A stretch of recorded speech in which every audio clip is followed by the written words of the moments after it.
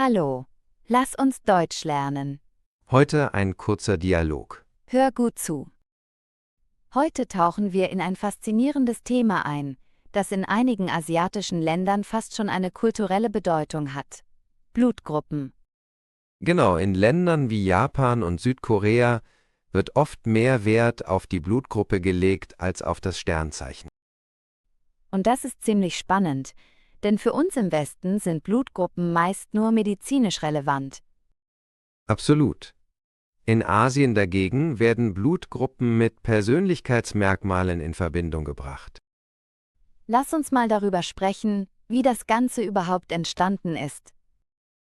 Die Theorie der Blutgruppen-Persönlichkeitsmerkmale geht auf den japanischen Professor Takeji Furukawa in den 1920er Jahren zurück. Er entwickelte die Idee, dass die Blutgruppe eines Menschen auch seine Persönlichkeit beeinflussen könnte. Richtig. Diese Theorie fand schnell Anklang und wurde in den 1970er Jahren durch den japanischen Journalisten Masahiko Nomi weiter verbreitet.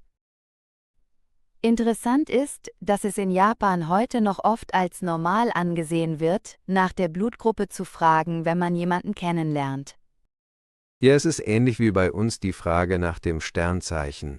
Es gibt sogar Blutgruppenhoroskope. Viele Menschen glauben fest daran, dass die Blutgruppe Hinweise auf den Charakter, die Kompatibilität in Beziehungen und sogar auf den beruflichen Erfolg gibt.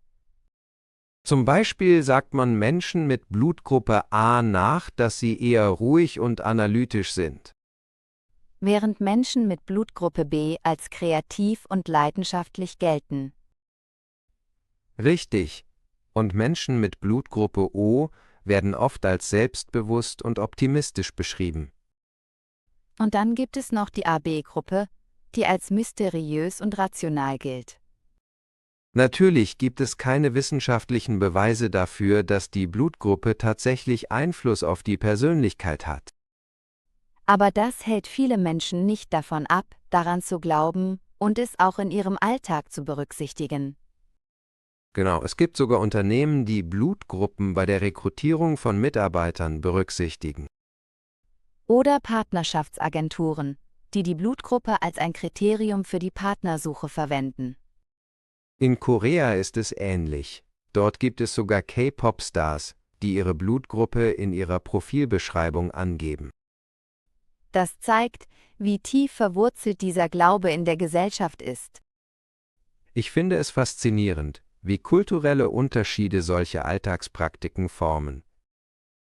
Ja, es ist ein schönes Beispiel dafür, wie Kultur und Traditionen unser Denken beeinflussen können.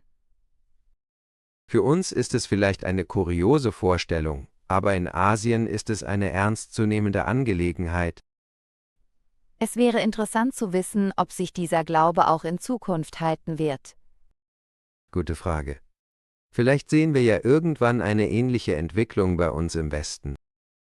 Das könnte durchaus sein. Wie denkst du darüber? Glaubst du an die Verbindung zwischen Blutgruppe und Persönlichkeit?